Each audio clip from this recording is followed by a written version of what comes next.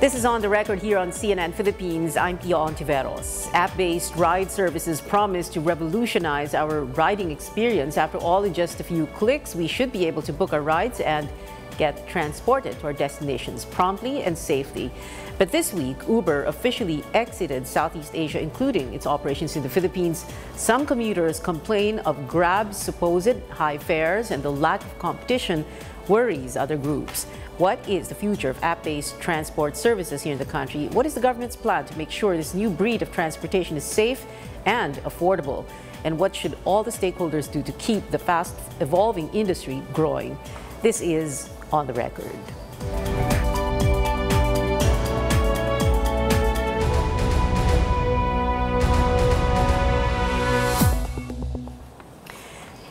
Joining us tonight, Land Transportation Franchising and Regulatory Board Chairman Martin Delgra, Transport Expert Rene Santiago, Hype President and CEO Nicanor Escalante, and joining us via Skype from Texas in the United States, Arcade City founder and CEO Christopher David.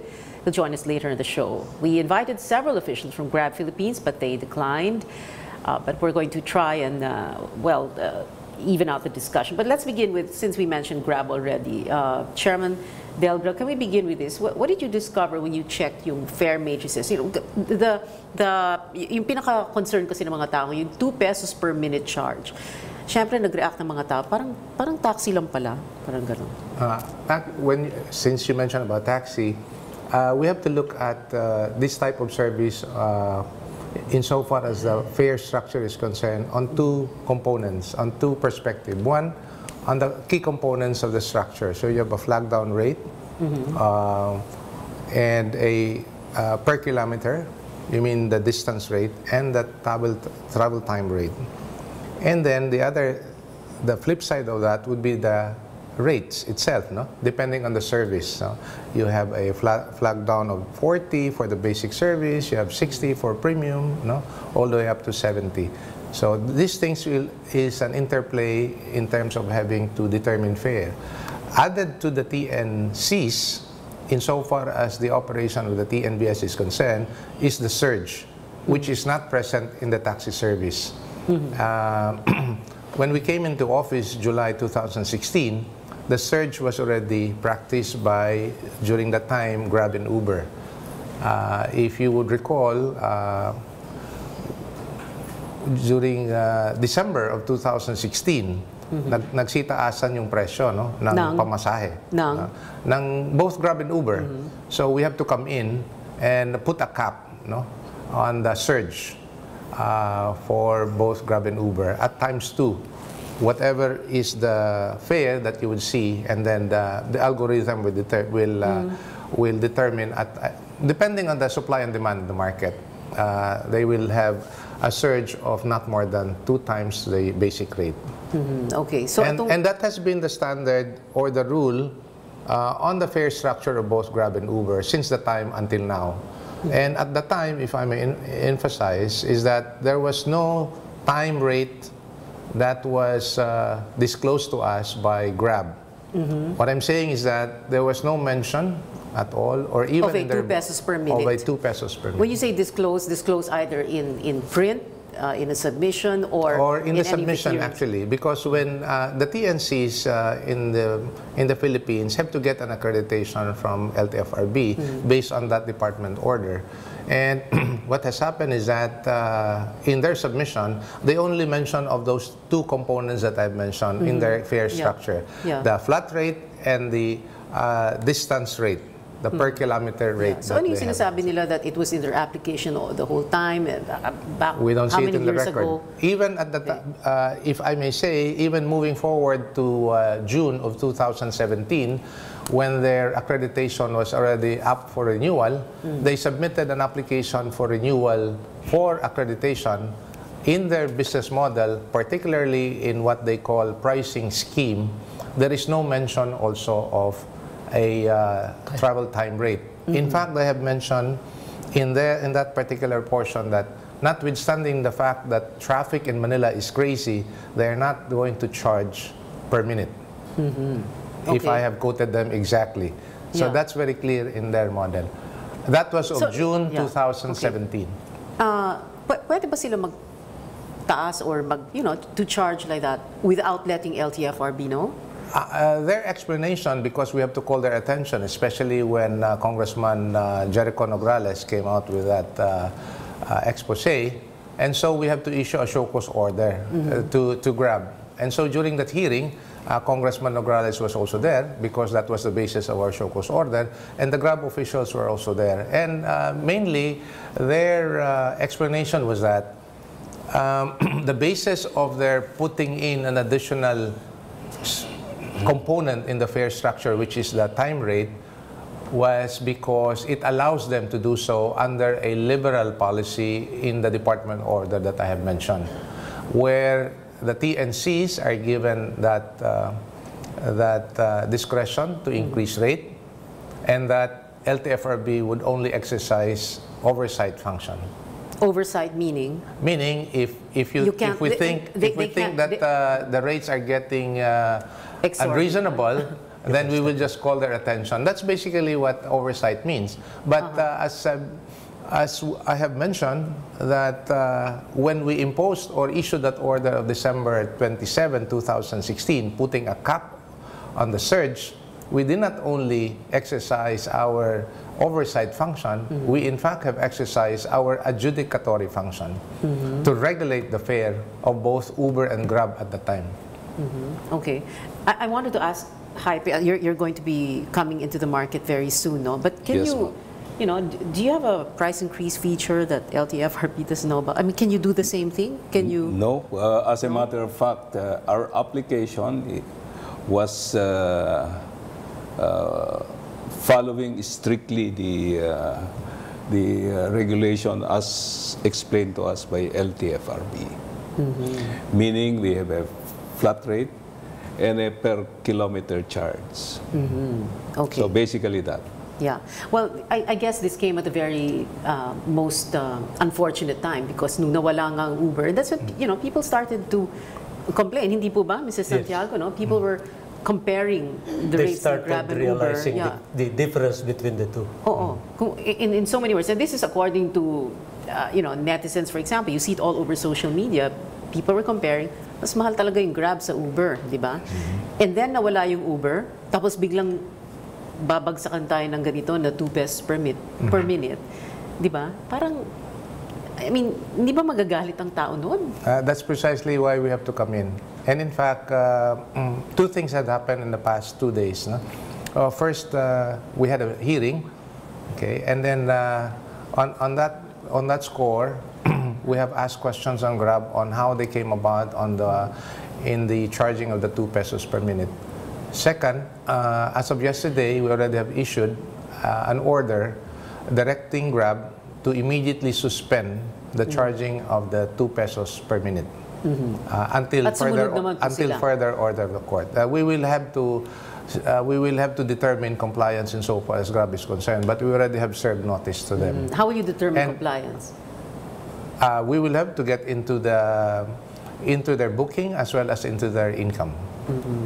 For which we already have asked them to do so, because in the next scheduled hearing, we have asked certain data from them, among others, as to when they started charging the 2 pesos, as well as the number of bookings, and perhaps we'll get into the income that they have arrived at. No? Yeah. Now, in addition, the latest of which was today, because we have gathered all the TNCs, those who were already given accreditation and even those whose accreditations are still on process, so that we would have a common understanding.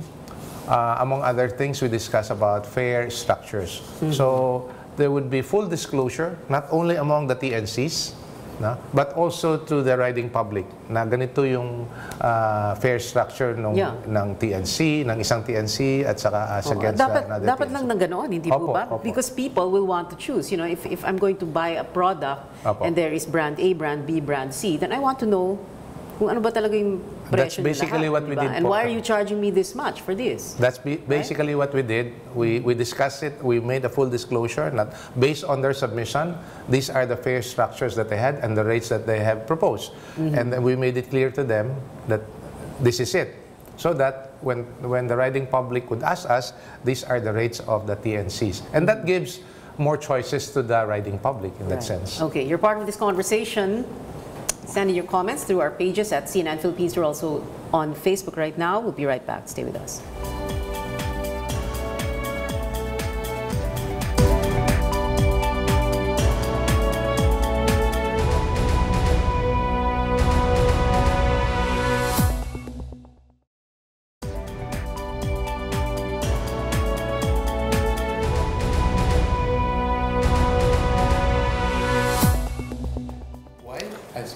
You're watching On the Record here in CNN Philippines. The conversation still going on even during the break. Wait, asa na ba tayo? Mr. Santiago first. Well, even before the disappearance of Uber from the market, I've tried myself to compare the two. And I always found that Grab was charging almost 50% higher than Uber over the same journey. That's why I started shifting away from Grab. And there was a study already made at the National Center for Transportation Studies by my friends at there. And they discovered that Uber was preferred by most commuters than Grab. And because of the price. The price is probably one of the factors. Okay. Well, speaking of Grab, we invited Grab Philippines tonight, like we said, but 3 of its officials not available to join us. But in a recent press conference, Grab country head Brian Koo says demand for service has risen since the merger with Uber, but they lack drivers. They also addressed the issue of supposed Grab drivers canceling the trip bookings of passengers. Based on what we're seeing on our numbers, kulang pa po yun. 30 minutes na kayo nagbubook, wala pa po tumatanggap. This is not a behavior that we tolerate, but we are listening. And we are working very hard at the background to fix these issues. All right, let's get back to the discussion. Mr. Delgra. Actually, we were just discussing about, there were some issues about refusal to convey because insofar as the... When you say refusal to convey, you mean there's a driver's discretion not to accept the booking or not? Because because they can see where you're going, right? Yes, and if it's the destination's too far, it gives the discretion to the driver to accept or not to accept. But in the case of Uber, as explained by Uber, they don't see the destination. They they will just have to accept it or not. No? I mean, they will just have to accept it because the algorithm says, both Grab and Uber says that the nearest available TNBS will have to take that that ride. No? So and then the next one. Why do we have a feature like that? How's that again? Why do we have a feature like that for Grab? Isn't that? That's the difference of their business model. That's why they call Grab is driver friendly, Uber is customer friendly. Even in the rates of the fare, because I mentioned about the fare structure, both are similar except for Uber, which is a time rate. However, let's go back. They have both 40 pesos flag down rate, but Grab has before we put a cap, had a 12 to 16 pesos per kilometer rate. But they did not have a time rate. But in the case of Uber, they had a 5 pesos 70 centavos per minute, so very much lower, but they have a 2 pesos per minute travel time rate. Pero hindi po ba the reason kung bakit naging very popular ang Uber and Grab is because, well, in so many words, people were fed up with the regular taxis. And one main complaint dun sa mga regular taxi drivers was that, when you hail them and you tell them where you're going, they can choose and then they will negotiate with you. How much are you going to give me? If you give me 1,000, I'll take you. Parang ganon, di ba? So yung ganong feature ng Grab, parang halos ganon din, di ba? Not necessarily, because the technology, in fact, has enhanced the quality of service. I'm talking about it in general, no? Not on the few incidents where even now we have heard in the past few days where Grab drivers are even asking for additional fees. Not in addition to the fare that you would see on the apps. No? Right.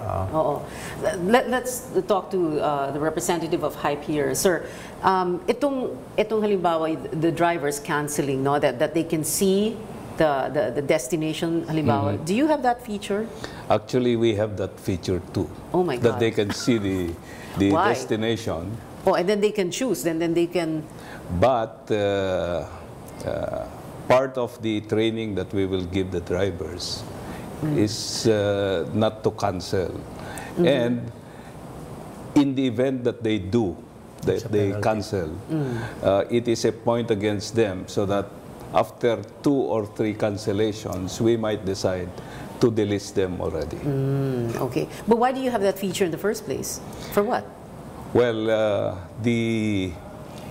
that is also part of the design of the system, that in the calculation of the distance, we have to know the destination. Okay.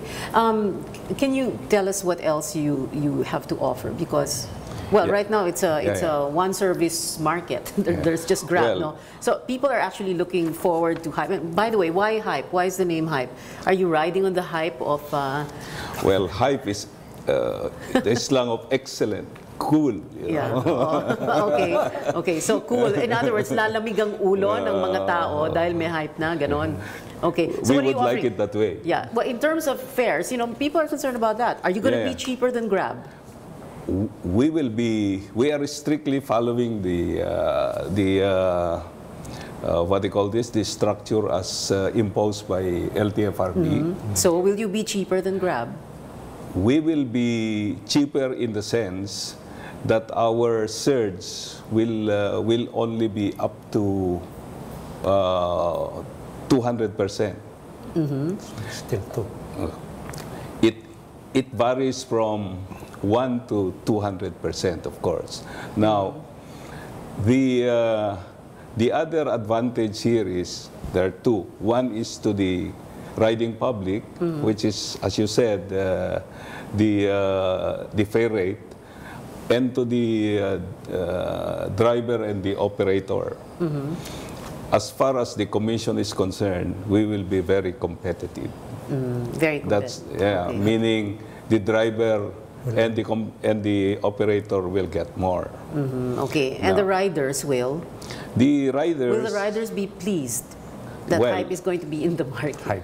Well, Hype, yes. Hype is going to be in the market.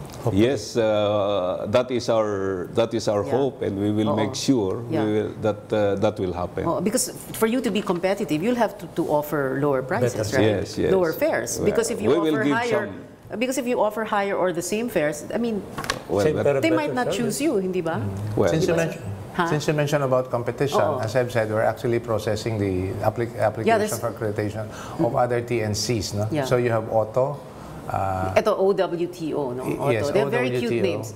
Merong isa, here na? No, here na is a TNC for taxi. Okay. It's actually Manila-based, but it started in Davao. So some people thought that it's Davao-based. It's not. Okay. And you also have GoLag. And then I asked them why GoLab, because it's actually Laguna-based, and that they're going to concentrate on giving that kind of service in around the industrial estates of Laguna. But nevertheless, I told them that as a TNC, you can actually operate anywhere where the board have given imprimatur for that type of service, which is actually place-specific. I'm referring to the Greater Manila area, Cebu and Pampanga. When I say Greater Manila area, it's not just the NCR, but to include Bulacan up north, Rizal on the east, Laguna on the southeast, and Cavite on the southwest. Okay, so with... the other thing that we think will give us some edge is on the application itself. It allows the use of SMS or text. When a passenger, when a passenger does not have the connectivity anymore, he can use ordinary text. Okay. Pero Ms. Delgra, will this, the entry of Hype and then the entry of all the other ride-hailing apps, will that bring prices down? Are people going to hope so, and we expect it to happen, given the competition. As I've said, there is a certain level of liberality in having to set fares by the TNCs. But and precisely why there is an accommodation on the surge, but we have put a cap on that. So it really boils down to, first, as you said, price. Second, some value-added services. No? He mentioned about the text, SMS okay, service. If you don't, which will not if you cost the passenger anything at all.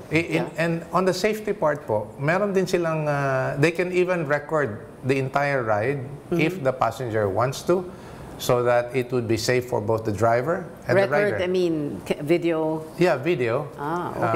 Okay. You know, one TNC presented a feature like that, no? Which did not have the other TNCs. Okay, we'll have to go to a very short break, but I was going to ask also Mr. Santiago, and then you'll answer this question later. No, will the fares go down? Will there really be competition? Because, well, that's what people want, no, cheaper fares. Ang dami na nga nagagalit pag mataas masyadong fares. On the record, we'll be right back. Stay with us.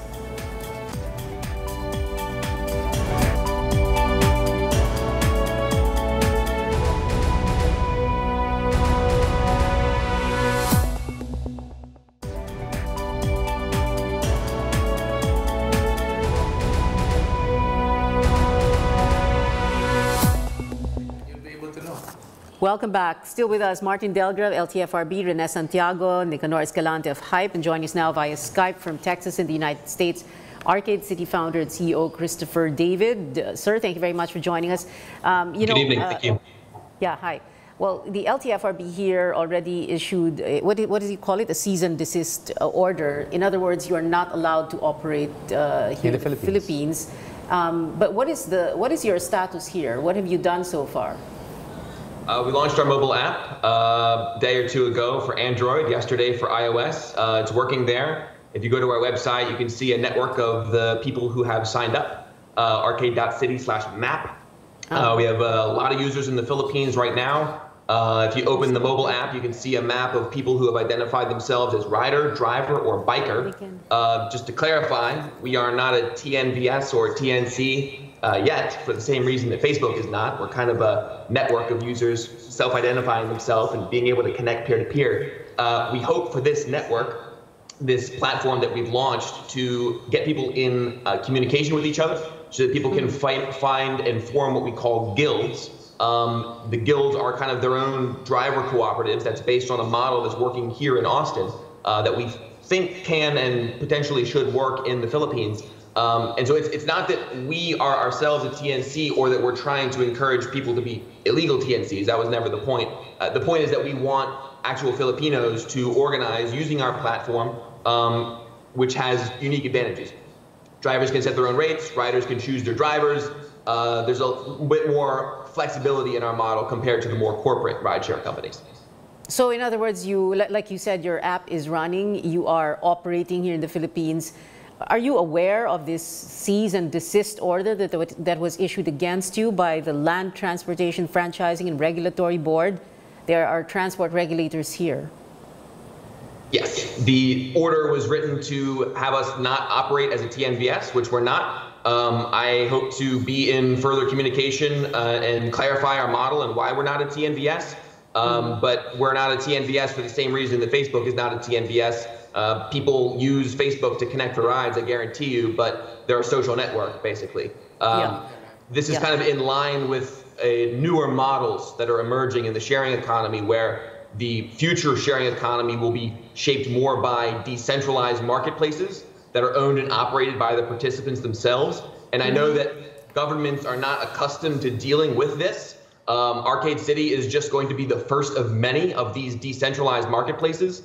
And we hope to use this as an opportunity to work with the LTFRB or anyone else concerned about what this model might mean. We've seen in Austin the results it has for drivers, where our drivers are earning 2 to 3 times what they used to make working for the corporate ride shares. Riders really appreciate the freedom of choice to choose their own driver and to have more of a community feeling in this. We think that this is the future of app-enabled transport, and we're happy to work with the Philippine government on having this work for the Philippines. Yeah, well, speaking of the Philippine government, they're here right now, the LTFRB. Mr. Delgra, can you respond to this? He's saying that they're not Mr. David is right. They're not a TNVS because, more precisely, they're described as a TNC. The TNC is the Transport Network Corporation, which develops and manages a mobile mobile application. Okay. When you say TNVS, we refer to the Transport Network Vehicle Service, meaning the operator which owns the vehicle who is required to secure a franchise from the LTFRB. So definitely they are not in that category. Yeah, okay. But they're in the category of a TNC. And they cannot do business here unless they get the supply. And this supply would be coming from the TNVS, for which they are required to get a franchise. Okay, Secondly, which they don't have yet. Which right? they don't have yet. Secondly, the TNCs operating in the Philippines will have to get accreditation from government. In this case, the LTFRB to do business. But you've heard what he said so far. It doesn't sound... Because you need to understand. I would like to understand from what he's saying is that there are innovative ways, technology-wise, where they would connect the rider with the driver. Okay, which basically is the same to all TNCs. Okay. But you need to understand that that's precisely why the same question I was asking Grab and Uber before. Who are you? What are you? Are you an IT firm developing an apps, or are you a transport provider where, aside from developing an apps and running it, you're actually running a transport business? Okay. Because when you do that, then you assume certain responsibility. And having to assume certain responsibility, you have to account for your actions, and for which regulation comes in because of that. Okay, you're understood on all points, but we need to wrap up. And I wanted to ask Mrs. Santiago, we live in a new age. It's a digital age. All these apps coming up. People are looking for services that are not much cheap, but very priced very well. At the same time, we have the LTFRB regulating. Are we? Yeah. We really need a new law because the law that authorized LTFRB is what you might call a PC-DOS era, 1980s. We have gone 10 generations on operating system, and they're still in that old. So we need a new law that will cover the definition or the one that was of arcade, or and settle everything else, including jeepneys and bus later on, because we're in an era where the solution to urban traffic congestion is really to network all public transport, not just taxi or cars. All right, we've gone over time. That is our on the record for this Thursday evening. Thank you to our guests, Mr. Martin Delgra, Mr. Rene Santiago, and Mr. Escalante. Hi, salamat po, sir. Thank you for being here. And of course, thank you to Christopher David of Arcade from the US. I'm Pio Ontiveros. Thanks for watching.